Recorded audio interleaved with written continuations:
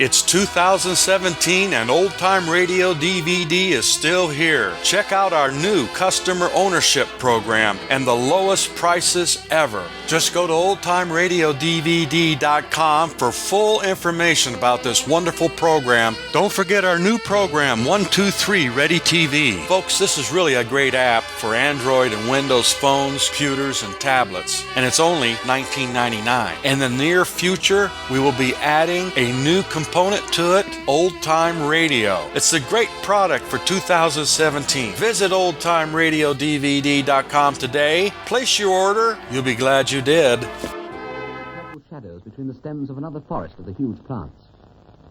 A month of inactivity, a heavy meal, and an unknown world do not help a man to run. Half an hour later, Ransom was walking, not running, through the forest, with a hand pressed to his aching side and his ears strained for any noise of pursuit. The clamour of revolver shots and voices behind him, not all human voices, had been succeeded first by rifle shots and calls at long intervals, and then by utter silence. As far as eye could reach, he saw nothing but the stems of the great plants about him receding in the violet shade, and far overhead the multiple transparency of huge leaves filtering the sunshine to the solemn splendour of twilight in which he walked. Once or twice a small red creature scuttled across his path, but otherwise there seemed to be no life stirring in the wood. Nothing to fear, except the fact of wandering unprovisioned and alone in a forest of unknown vegetation, thousands or millions of miles beyond the reach or knowledge of man. But Ransom was thinking of Sorns, for doubtless those were the Sorns, those creatures they had tried to give him to. They were quite unlike the horrors his imagination had conjured up, and for that reason had taken him off his guard.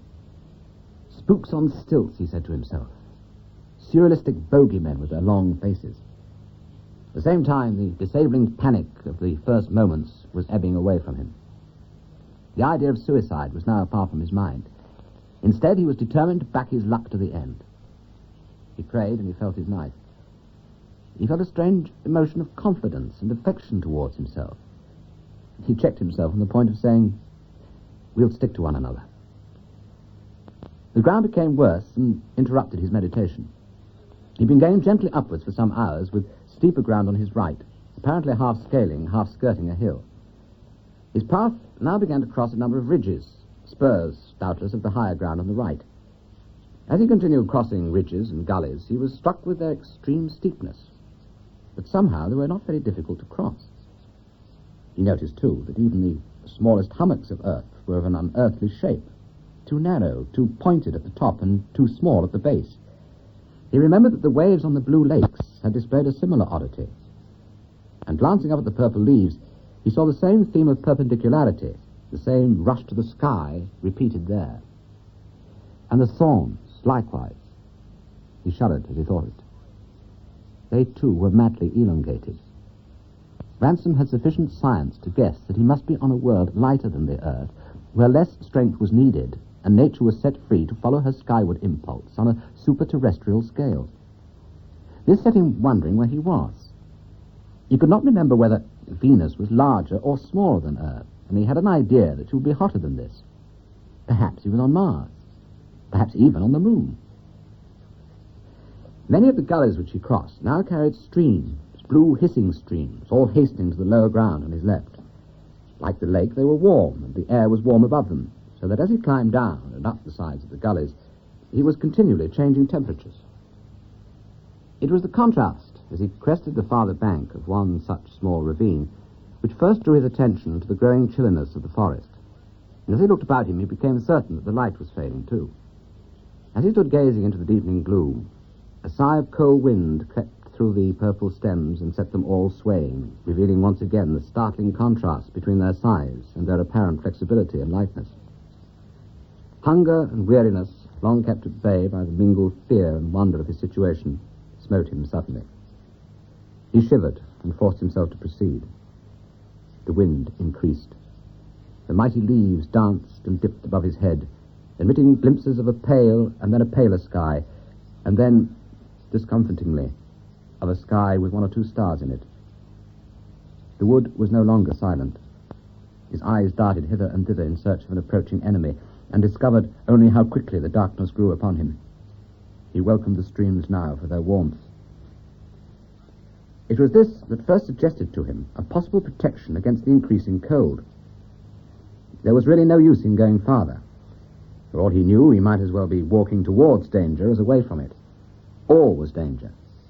He was no safer travelling than resting. Beside some stream, it might be warm enough to lie. He shuffled on to find another gully, and went so far that he began to think he had got out of the region of them. He'd almost determined to turn back when the ground began falling steeply. He slipped, recovered, and found himself on the bank of a torrent. The valley grew steeper, and he came to a little cataract. He noticed dully that the water seemed to be descending a little too slowly for the incline, but he was too tired to speculate about it. What he really wanted to know was whether he dared drink it. He was very thirsty by now, but it looked very poisonous, very unwatery. He would try not to drink it. Perhaps he was so tired that thirst would let him sleep. He sank on his knees and bathed his hands in the warm torrent. Then he rolled over in a hollow close beside the fall and yawned. The sound of his own voice, yawning, the old sound heard in night nurseries, school dormitories, and in so many bedrooms, liberated a flood of self-pity. He drew his knees up and hugged himself.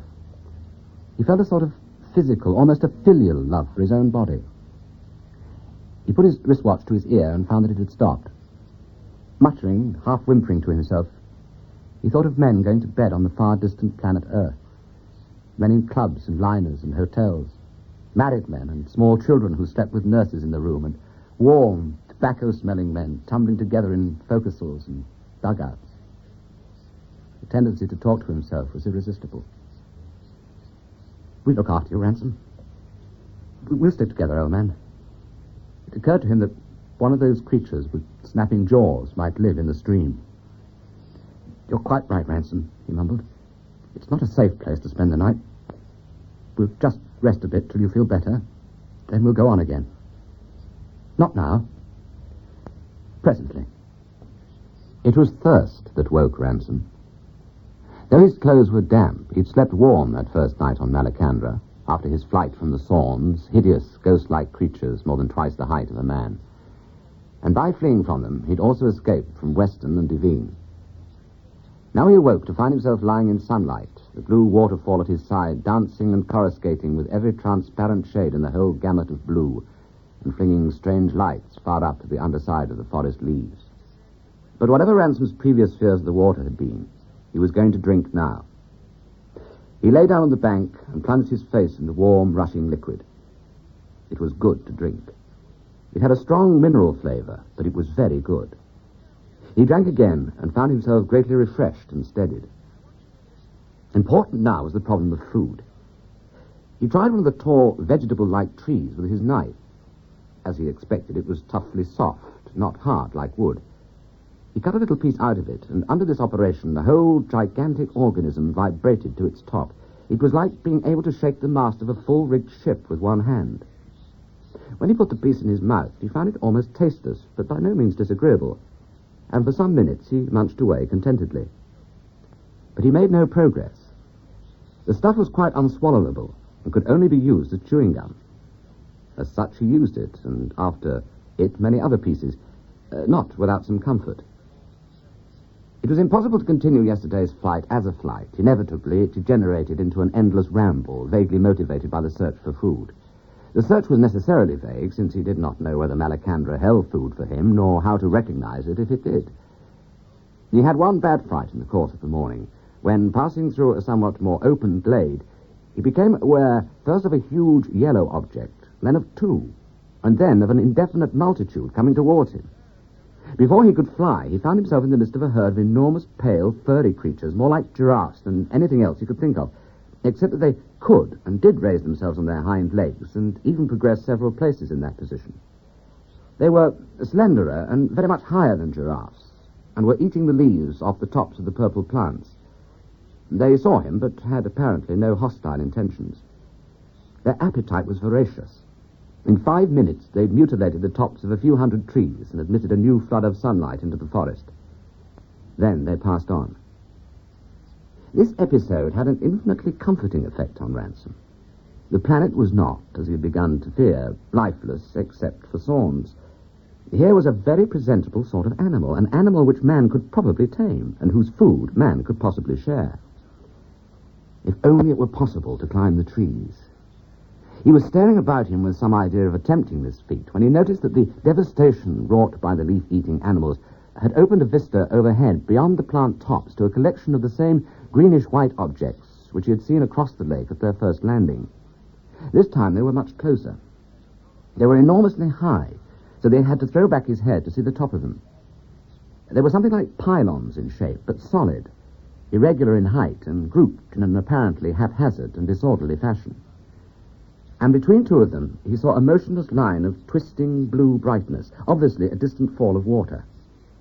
It was this which finally convinced Ransom that the things, in spite of their improbable shape, were mountains. And with that discovery, the mere oddity of the prospect was swallowed up in the fantastic sublime. Here, he understood, was the full statement of the perpendicular theme which beast and plant and earth all played on Malacandra. Here, in this riot of rock, leaping and surging skyward like solid jets from some rock fountain, and hanging by their lightness in the air, so shaped, so elongated, that all terrestrial mountains must ever after seem to him to be mountains lying on their sides. He felt a lift and lightening at the heart. But next moment his heart stood still. Against the pallid background of the mountains, and quite close to him, for the mountains themselves seemed but a quarter of a mile away, a moving shape appeared. He recognized it instantly as it moved slowly and, he thought, stealthily, between two of the denuded plant tops. The giant stature, the cadaverous leanness, the long, drooping, wizard-like profile of a Sawn. The head appeared to be narrow and conical. The hands, or paws, with which it parted the stems before it as it moved, were thin, mobile, spidery, and almost transparent. He felt an immediate certainty that it was looking for him. All this he grasped in a moment. The ineffaceable image was hardly stamped on his brain before he was running as hard as he could into the thickest of the forest. Ransom had no plan, save to put as many miles as he could between himself and the Sawn. His flight led him downhill at an ever-increasing speed. Then he saw something gleaming ahead of him. A minute later, he had emerged from the wood altogether and was standing blinking in the light of sun and water on the shore of a broad river and looking out on a flat landscape of intermingled river, lake, island, and promontory. There was no sign of pursuit. Ransom dropped down on his stomach and drank, cursing a world where cold water seemed to be unobtainable. Then he lay still to listen and to recover his breath. His eyes were upon the blue water. It was agitated. Circles shuddered and bubbles danced 10 yards away from his face. Suddenly the water heaved, and a round, shining black thing like a cannonball came into sight. Then he saw eyes and mouth, a puffing mouth, bearded with bubbles. More of the thing came up out of the water. It was gleaming black. Finally it splashed and wallowed to the shore and rose, steaming, on its hind legs, 6 or 7 feet high and too thin for its height, like everything else in Malacandra. It had a coat of thick black hair, lucid as sealskin, very short legs with webbed feet, a broad beaver-like or fish-like tail, strong forelimbs with webbed claws or fingers. It was something like a penguin, something like an otter, something like a seal. The slenderness and flexibility of the body suggested a giant stoat. The great round head, heavily whiskered, was mainly responsible for the suggestion of a seal. But it was higher in the forehead than a seal's, and the mouth was smaller. The creature, which was still steaming and shaking itself on the bank, and had obviously not seen Ransom, opened its mouth and began to make noises. And this in itself was not remarkable, but a professional lifetime of linguistic study assured Ransom almost at once that these were articulate noises. The creature was talking. It had language. Unconsciously, Ransom raised himself on his elbow and stared at the black beast. It became silent. The huge bullet head swung round, and lustrous amber eyes fixed him. There was no wind on the lake or in the wood. Minute after minute, in utter silence, the representatives of two so far divided species stared, each into the other's face. Ransom rose to his knees. The creature leapt back, watching him intently, and they became motionless again. Then it came a pace nearer, and Ransom jumped up and retreated, but not far. Curiosity held him. He summoned up his courage and advanced, holding out his hand. The beast misunderstood the gesture. It backed into the shallows of the lake, and Ransom could see the muscles tighten under its sleek pelt, ready for sudden movement. But there it stopped. It, too, was in the grip of curiosity. Neither dared let the other approach, yet each repeatedly felt the impulse to do so himself and yielded to it. It was foolish, frightening, ecstatic and unbearable all in one moment. It was more than curiosity. Then the creature suddenly turned and began walking away. A disappointment like despair smote Ransom. "Come back," he shouted in English. The thing turned, spread out its arms, and spoke again in its unintelligible language. Then it resumed its progress. It had not gone more than 20 yards away when Ransom saw it stoop down and pick something up. It returned. In its hand, he was already thinking of its webbed forepaw as a hand, it was carrying what appeared to be a shell, the shell of some oyster-like creature, but rounder and more deeply domed. It dipped the shell in the lake and raised it full of water. Then it held the shell to its own middle and seemed to be pouring something into the water. Then Ransom realized that the creature was wearing a kind of girdle hung with various pouch-like objects, and it was adding a few drops of liquid from one of these to the water in the shell. This done, it raised the shell to its black lips and drank, not throwing back its head like a man, but bowing it and sucking like a horse. When it had finished, it refilled the shell and once again added a few drops from the receptacle. It seemed to be some kind of skin bottle at its waist. Supporting the shell in its two arms, it extended them towards Ransom. The intention was unmistakable. Hesitantly, almost shyly, he advanced and took the cup. His fingertips touched the webbed membrane of the creature's paws, and an indescribable thrill of mingled attraction and repulsion ran through him. Then he drank. Whatever had been added to the water was plainly alcoholic. He had never enjoyed a drink so much. "Thank you," he said. The creature then struck itself on the chest and made a noise. Ransom did not at first realize what it meant.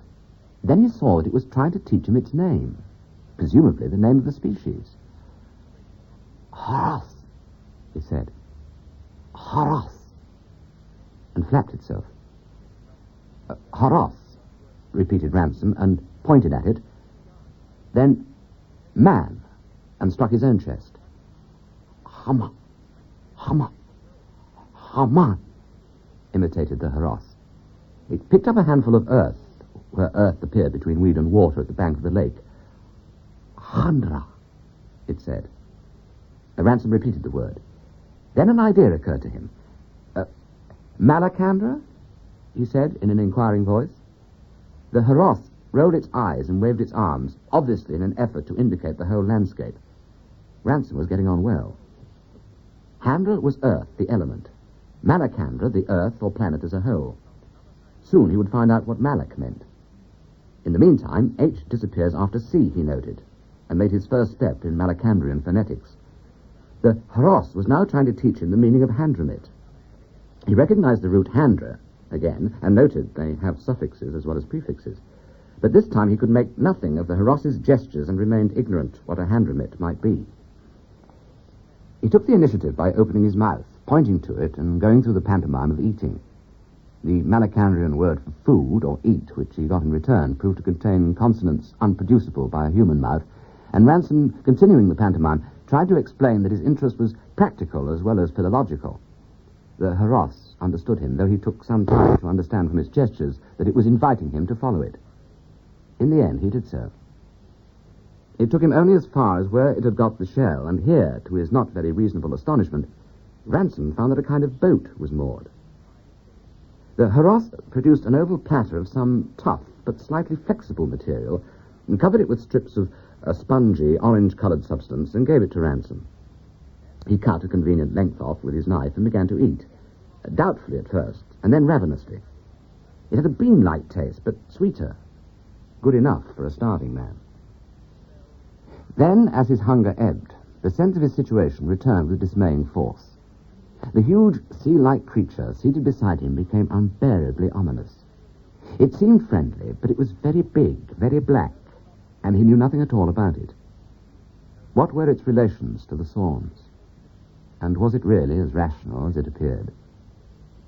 When Ransom had finished his meal and drunk again of the strong waters of Malacandra, His host rose and entered the boat. It did this head first, like an animal, its sinuous body allowing it to rest its hands on the bottom of the boat while its feet were still planted on the land. It completed the operation by flinging rump, tail, and hind legs all together about 5 feet into the air, and then whisking them neatly on board with an agility which would have been quite impossible to an animal of its bulk on Earth. Having got into the boat, the Heraus proceeded to get out again and then pointed to it. Ransom understood that he was being invited to follow its example. The urgency of its signs finally determined him. Ransom stepped into the boat. The boat was without seats. It had a very high prow, an enormous expanse of freeboard, and what seemed to Ransom an impossibly shallow draught. Indeed, very little of it even rested on the water. He was reminded of a modern European speedboat. The Heraus cast off and then squatted down on its rump in the stern sheets and took up a paddle of such enormous blade that Ransom wondered how the creature could wield it, till he again remembered how light a planet they were on. The length of the Heraus's body enabled it to work freely in the squatting position despite the high gunwale. It paddled quickly. For the first few minutes, they passed between banks wooded with the purple trees, upon a waterway not more than 100 yards in width. Then they doubled a promontory, and Ransom saw that they were emerging onto a much larger sheet of water, a great lake, almost a sea.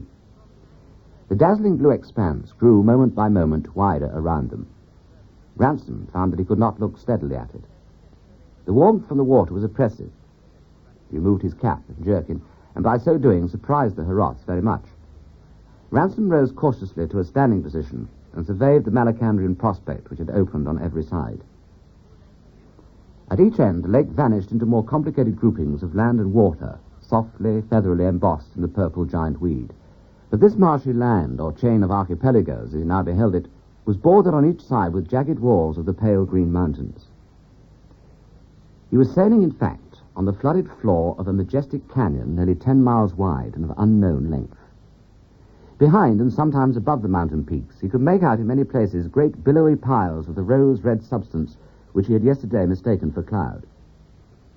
Ransom wondered what these cloud-like red masses were, and endeavored to ask by signs.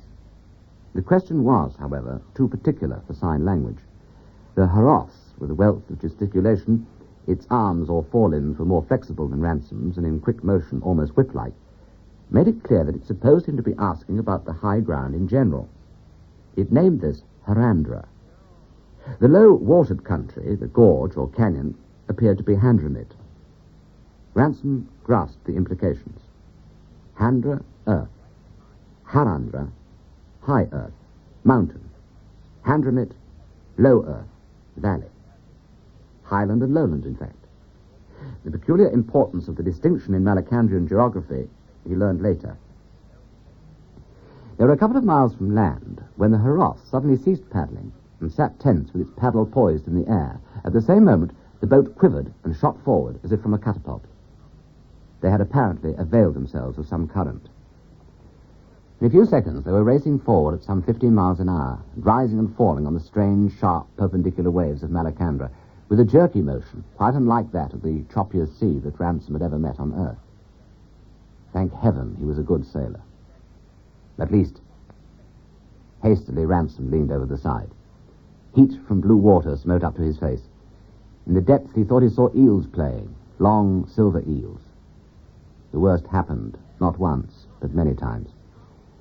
In his misery, he remembered vividly the shame of being sick at a children's party, long ago in the star where he was born. It was not thus that the first representative of humanity would choose to appear before a new species. Shaking and groaning, he turned back into the boat. The creature was keeping an eye on him, but its face seemed to him expressionless. It was only long after that he learned to read the Malacandrian face. His sufferings did not, in fact, last long. There came a blessed cessation of the choppy movement and a slackening of speed. Then he saw that the Heraus was backing water rapidly. They were still afloat, with shores close on each side. Between them, a narrow channel in which the water hissed furiously, apparently a shallow. The Heraus jumped overboard, splashing abundance of warm water into the ship. Ransom, more cautiously and shakily, clambered after it. He was about up to his knees. To his astonishment, the Heraus, without any appearance of effort, lifted the boat bodily onto the top of its head, steadied it with one forepaw, and proceeded, erect as a Grecian caryatid, to the land. They walked forward, if the swinging movement of the Hross's short legs from its flexible hips could be called walking, beside the channel. In a few minutes, Ransom saw a new landscape. The channel was not only a shallow, but a rapid, the first, indeed, of a series of rapids by which the water descended steeply for the next half-mile. The ground fell away before them, and the canyon, or Handramit, continued at a very much lower level. Its walls, however, did not sink with it, and from his present position, Ransom got a clearer notion of the lie of the land. The Handramit was no true valley, rising and falling with the mountain chain it belonged to. Indeed, it did not belong to a mountain chain. It was only an enormous crack or ditch of varying depth running through the high and level Harandra. The latter, he now began to suspect, was the true surface of the planet. Certainly would appear a surface to a terrestrial astronomer. To the Handramit itself there seemed no end. Uninterrupted and very nearly straight, it ran before him a narrowing line of color to where it clove the horizon with a V-shaped indenture. There must be 100 miles of it in view, Ransom thought, and he reckoned that he had put some 30 or 40 miles of it behind him since yesterday. All this time they were descending beside the rapids to where the water was level again and the Hross could relaunch its skiff. During this walk, Ransom learned the words for boats, rapid, water, sun, and carry. The latter, as his first verb, interested him particularly. The Hross was also at some pains to impress upon him an association or relation which it tried to convey by repeating the contrasted pairs of words Hrossa Handramit and Seroni Harandra. Ransom understood him to mean that the Hrossa lived down in the Handramit and the Seroni up on the Harandra. What the deuce was Seroni, he wondered. The open reaches of the Harandra did not look as if anything lived up there. Perhaps the Hrossa had a mythology. He took it for granted they were on a low cultural level, and the Seroni were gods or demons. The journey continued with frequent, though decreasing, recurrences of nausea for Ransom. Hours later, he realized that Seroni might very well be the plural of Sorn. The sun declined on their right. It dropped quicker than on Earth, or at least on those parts of Earth that Ransom knew, and in the cloudless sky it had little sunset pomp about it. Soon Ransom became aware that they were landing again, that they were treading solid ground, were making for the depth of the purple forest. The motion of the boat still worked in his fancy, and the earth seemed to sway beneath him. This, with weariness and twilight, made the rest of the journey dreamlike. Light began to glare in his eyes. A fire was burning. It illuminated the huge leaves overhead, and he saw stars beyond them. Dozens of Hrossa seemed to have surrounded him, more animal, less human in their multitude and their close neighborhood to him than his solitary guide had seemed. He felt some fear, but more a ghastly inappropriateness. He wanted men, any men, even Western and Devine. He was too tired to do anything about these meaningless bullet heads and furry faces, could make no response at all. And then, lower down, closer to him, more mobile, came in throngs the whelps, the puppies, the cubs, whatever you called them. Suddenly his mood changed. They were jolly little things. He laid his hand on one black head and smiled. The creatures scurried away. He never could remember much of that evening. There was more eating and drinking. There was continual coming and going of black forms. There were strange eyes, luminous in the firelight. Finally, there was sleep in some dark, apparently covered place.